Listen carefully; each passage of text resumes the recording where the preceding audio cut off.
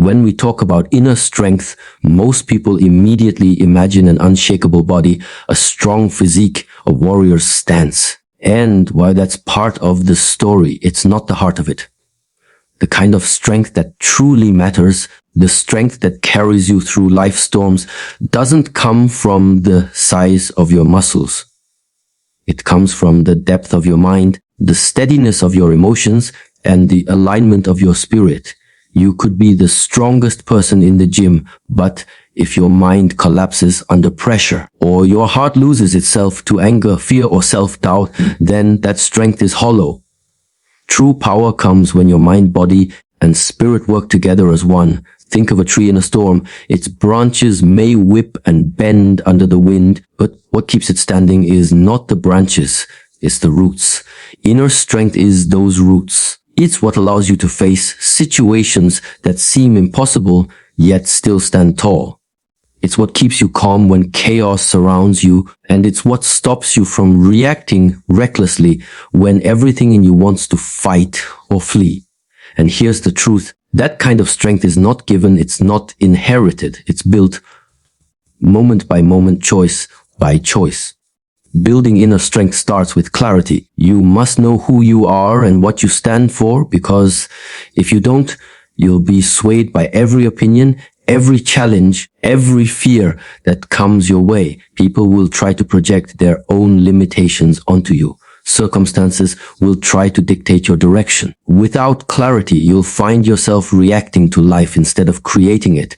But when you know your values, when you're grounded in your purpose, life's noise becomes background music instead of a blaring alarm. You start to move with intention rather than impulse. The next layer of inner strength is emotional mastery.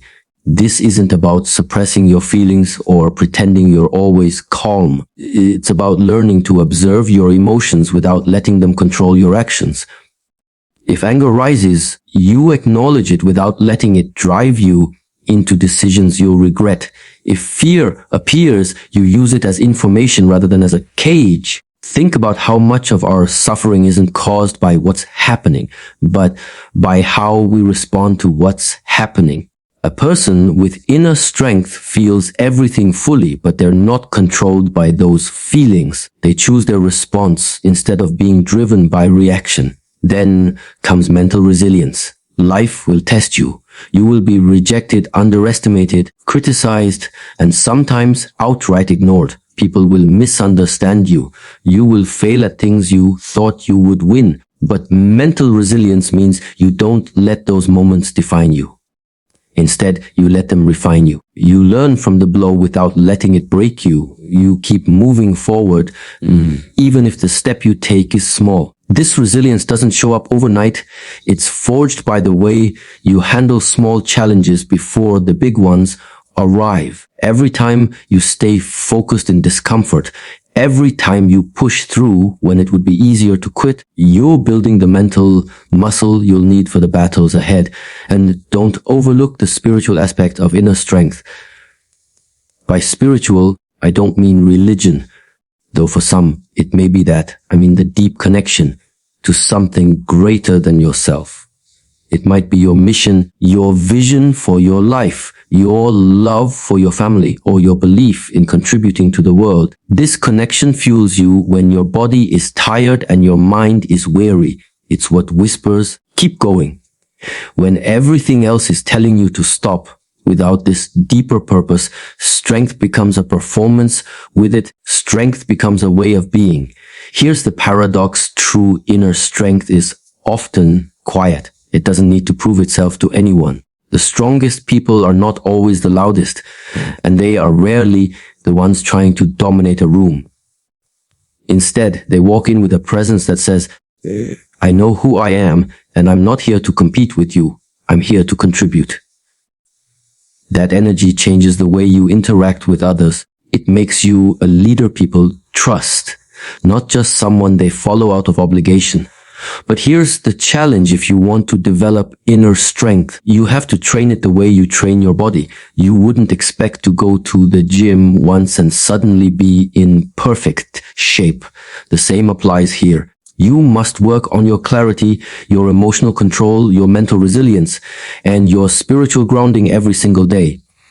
When life is calm, that's your practice time.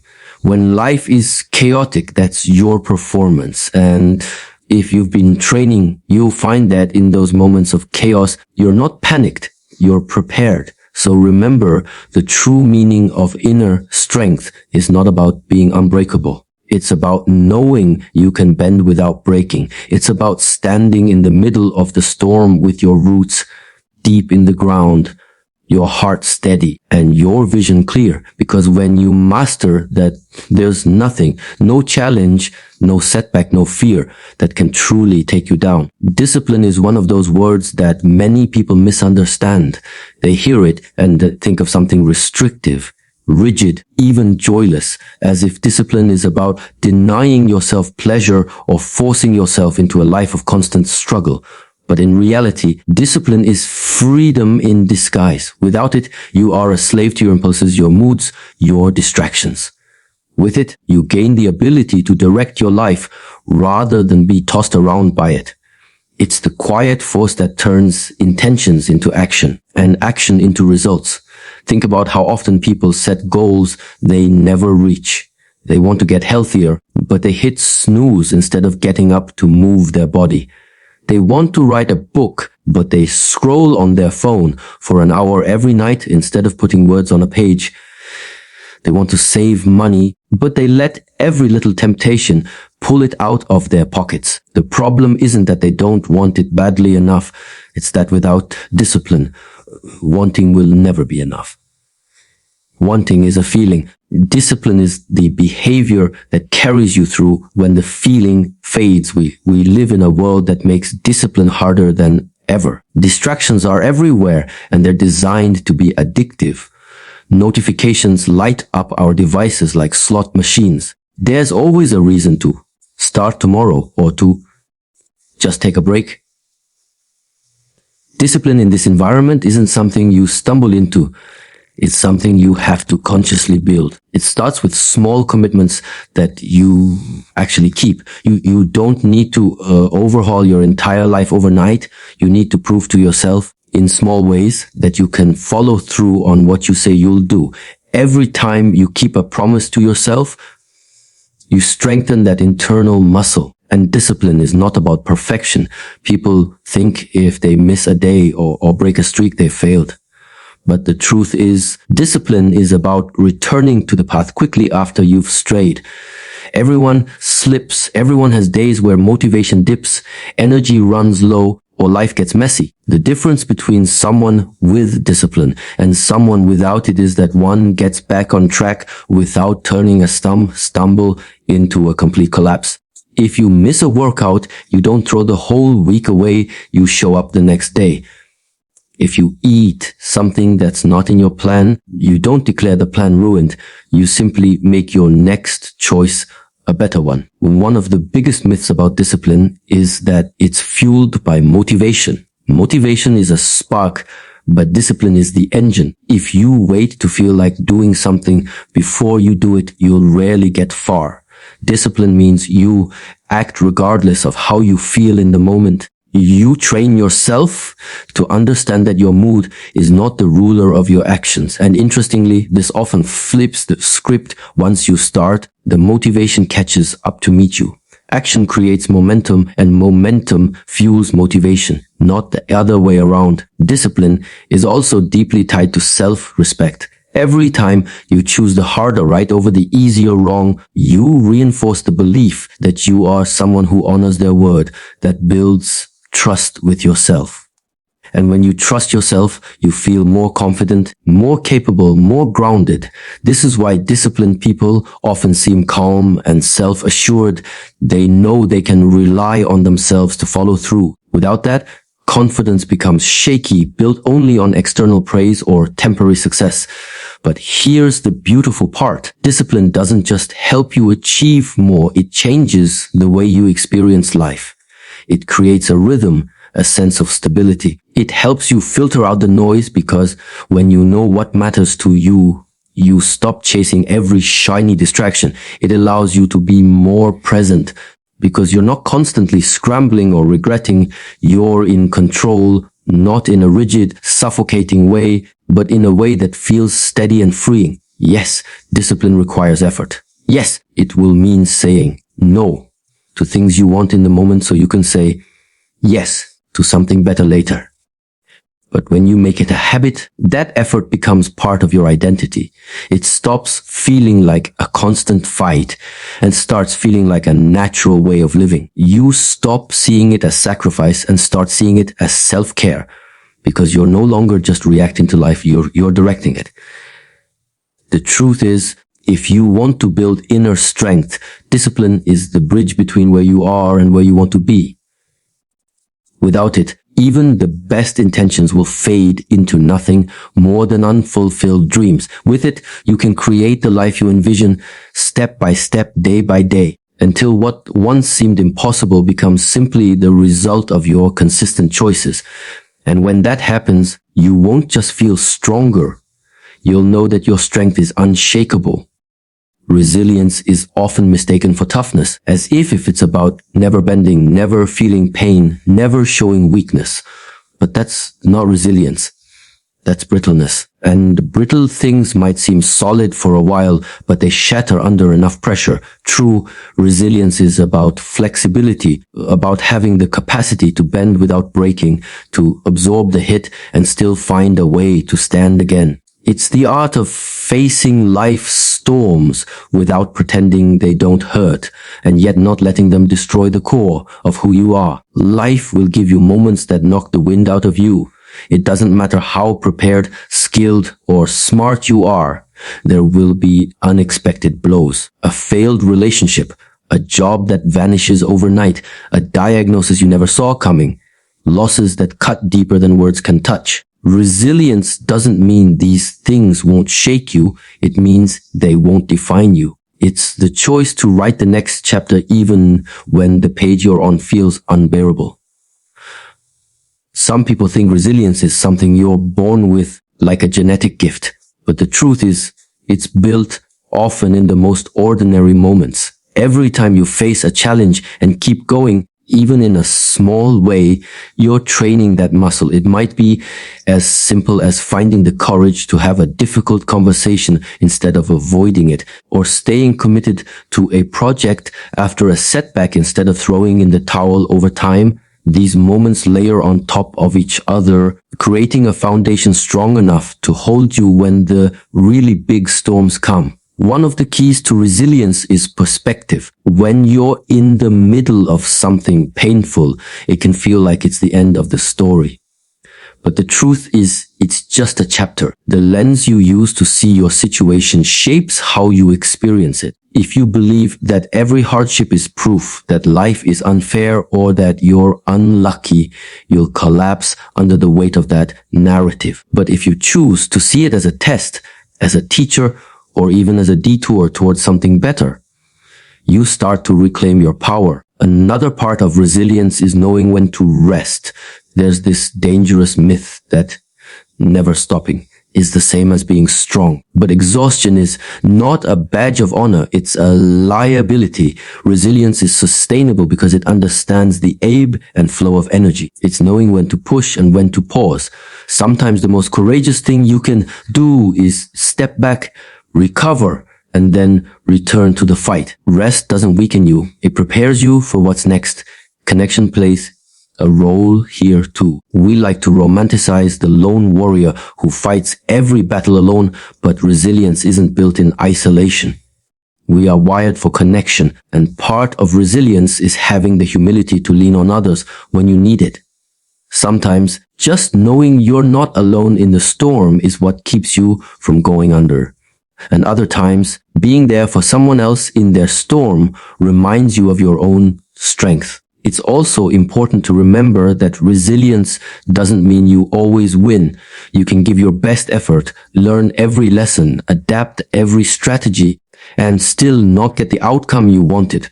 That's life. Resilience is what stops that loss from erasing your sense of self-worth. It's the understanding that your value is not measured solely by victories, but by your willingness to keep showing up. And here's something people often miss: resilience is not just about surviving.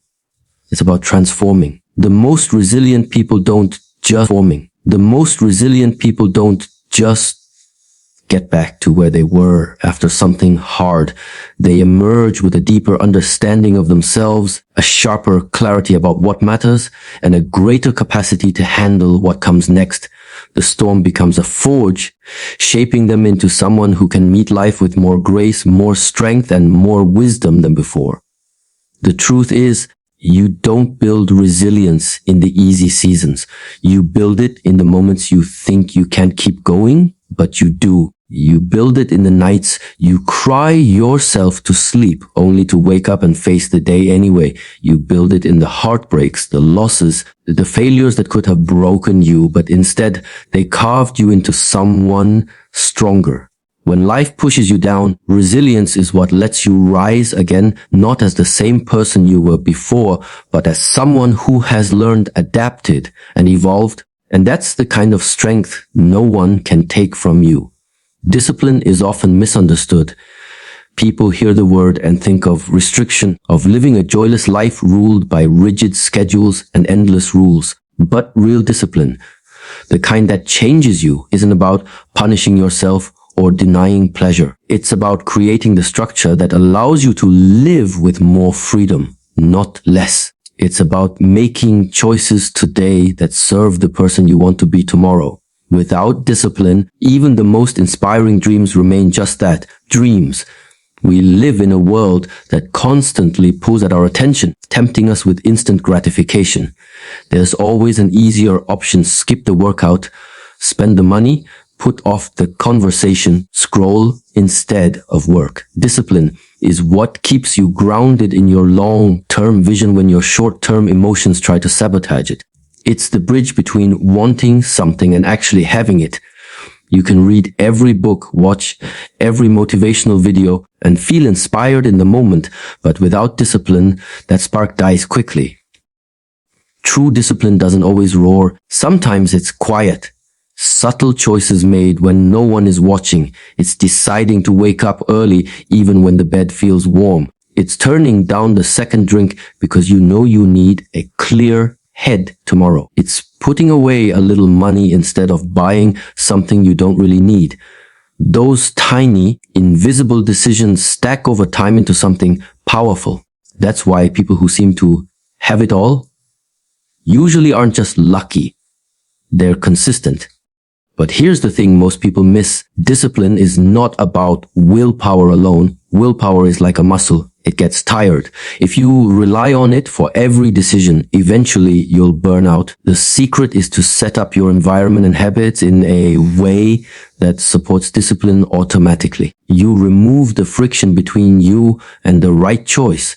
If you want to eat better, you stock your kitchen with foods that nourish you instead of tempt you.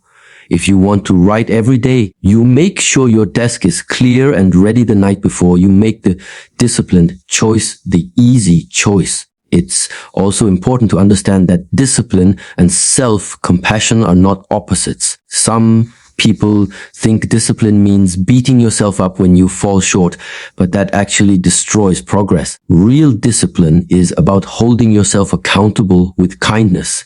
When you stumble, you don't waste time in shame. You ask, what can I learn from this? And then you get back to work. Shame paralyzes, but discipline moves forward. Many people avoid discipline because they fear it will make life too rigid. But in reality, it brings freedom. Think about it. When you're disciplined with your health, you have the energy to do the things you love. When you're disciplined with your finances, you have the freedom to make choices without constant stress.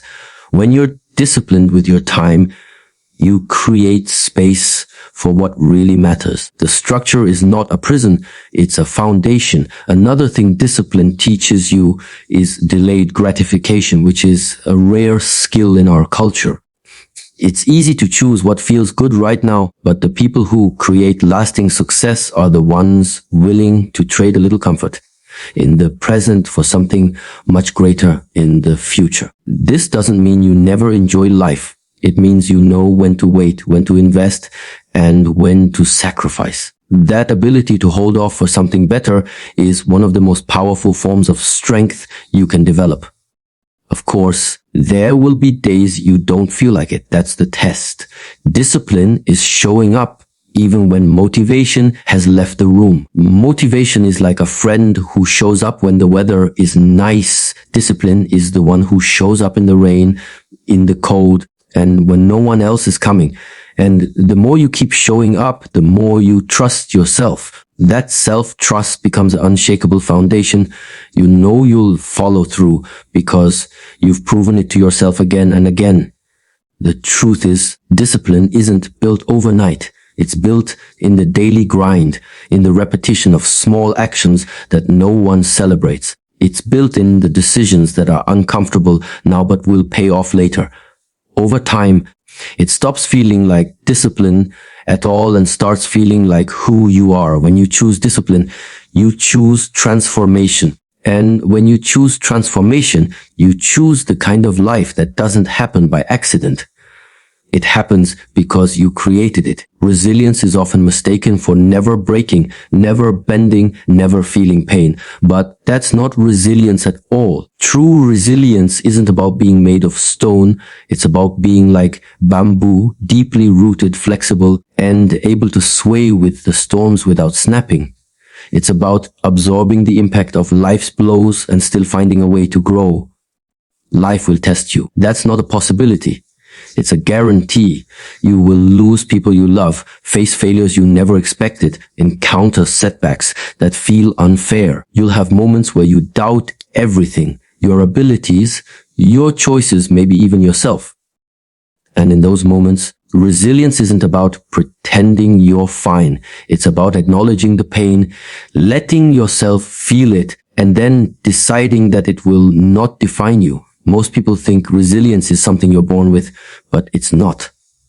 It's something you build. And like any strength, it's built through repetition, through the process of getting knocked down, standing up, and moving forward. Every time you rise, you add another layer to your foundation. You become more unshakable, not because you avoided the storm, but because you learned you could survive it. One of the greatest truths about resilience is that it's rarely built in comfort. Comfort zones feel safe, but they don't teach you how to handle life when it's unpredictable. The uncomfortable spaces, the ones that stretch you, scare you, and sometimes even hurt you, are where resilience grows. It's forged in those moments when you're not sure if you can make it, but you choose to keep going anyway. Part of resilience is perspective. Two people can go through the exact same situation and one sees it as a reason to quit while the other sees it as a lesson. The difference is not in the event. It's in the meaning they give it. If you choose to see every setback as a dead end, you'll stop before you ever reach your destination. But if you choose to see setbacks as detours, temporary, inconvenient, but navigable, you'll keep moving. And movement is life. Resilience also comes from knowing who you are and what you stand for. When you have clarity about your values, you can withstand the pressure to bend in directions that betray yourself. You may adapt your strategy, you may change your methods, but you never compromise your core. That integrity becomes an anchor when everything else feels like it's drifting away. There's another side to resilience that often gets overlooked: connection. Resilient people know when to lean on others. It's not a solo sport. Yes, you carry your own weight, but you also allow others to help carry it when it's too heavy. Asking for help isn't weakness, it's wisdom. Community strengthens resilience because it reminds you that you're not alone in the fight, and that support gives you the courage to keep going. Still, resilience isn't about bouncing back to who you were before the challenge. It's about bouncing forward, emerging from hardship changed, wiser, stronger. There are experiences that will reshape you completely. You won't go back to normal because that old normal no longer fits. And that's not a loss. That's growth. One of the most powerful habits you can develop to strengthen resilience is reflection. When you look back on what you've overcome, you start to see patterns, moments where you thought you couldn't make it, but you did. That memory becomes evidence, proof that you're more capable than you give yourself credit for. The next time you're in the middle of a storm, you can remind yourself, I've survived worse. I can survive this too. Resilience doesn't mean life will get easier. It means you will get stronger. It means the things that used to break you will no longer have that power. And that's the beauty of it. Every trial you endure, every challenge you overcome is training for the next one. You're not just surviving, you're evolving. At the end of the day, resilience is a choice. You can choose to let life's hardships harden you into bitterness, or you can let them shape you into someone wiser, kinder, and stronger. You can let the storms tear you apart, or you can let them teach you how to dance in the rain. And when you choose resilience, you choose not just to endure life, but to live it fully, no matter how many times you fall. Peace is something we often imagine as the absence of problems, the absence of noise, the absence of conflict. We think if we could just get rid of all the chaos around us, we'd finally feel calm inside. But that's not how it works. True peace isn't about the outside world being quiet. It's about you being steady in the middle of the noise. It's about creating an inner stillness that no one and nothing can take from you.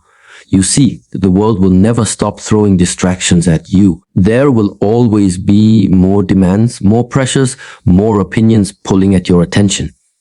If your peace depends on the world becoming calm, you'll be waiting forever. That's why real peace is built inside. It's something you carry with you, no matter where you are or what's happening around you. The first step to cultivating inner peace is to stop giving so much of your power away. Every time you let someone else's words dictate your mood, you've handed over your emotional state. Every time you let traffic or a late email or a disappointing comment ruin your day, you've placed your peace in someone else's hands. But peace is your responsibility. It's your choice. You can't control how the world moves, but you can control how you move within it. Peace also comes from presence.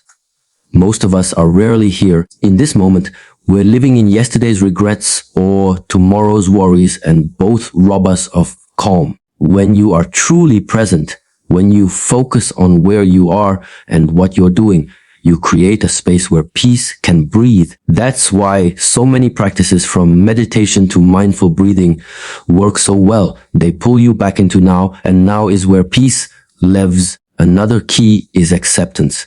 Peace doesn't mean you like everything that's happening. It means you stop fighting reality. So much of our stress comes from arguing with what is. This shouldn't have happened.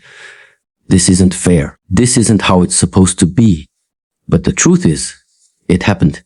It is. And peace comes when you stop wasting energy resisting the truth and start focusing on what you can do next. Acceptance isn't giving up. It's choosing not to drown in what you can't change. Let's not forget simplicity. The more complicated your life is, the harder it is to feel peaceful. We overload our days. We overcommit. We fill every space with noise. Peace requires space. Space in your schedule, space in your mind, space in your heart. That means learning to say no. That means setting boundaries. That means letting go of the things that don't matter so you can protect the things that do. And then there's gratitude. It's almost impossible to feel both deeply grateful and deeply anxious at the same time. Gratitude brings you back to what's here, what's good, what's working. When you train yourself to notice the small blessings, the quiet morning, the sound of laughter, the warmth of a hand in yours, you anchor yourself in a place of calm. Gratitude turns ordinary moments into a sanctuary. One of the most overlooked truths about peace is that it's not passive. You have to work for it. You have to choose it over and over, especially when it's hardest. It's easy to feel peaceful when you're sitting on a beach with the sun on your face. But the real test is whether you can carry that same calm when your plans fall apart, when someone lashes out at you, when life feels uncertain, that's when peace stops being a concept and starts becoming a practice. And here's the thing, when you build that kind of peace, it becomes your superpower. You stop reacting to every little thing. You stop wasting energy on battles that don't matter. You start making decisions from a place of clarity instead of fear. People feel it in you. They trust you more. They feel calmer around you. Your peace becomes contagious. At the end of the day, peace isn't just about feeling good. It's about living well. It's about being so grounded in yourself that the storms outside can't shake you. It's about knowing that no matter what happens, you have a place to return to inside yourself that is steady, quiet, and unshakable. And when you can live from that place, you stop chasing peace in the world and start carrying it with you everywhere you go.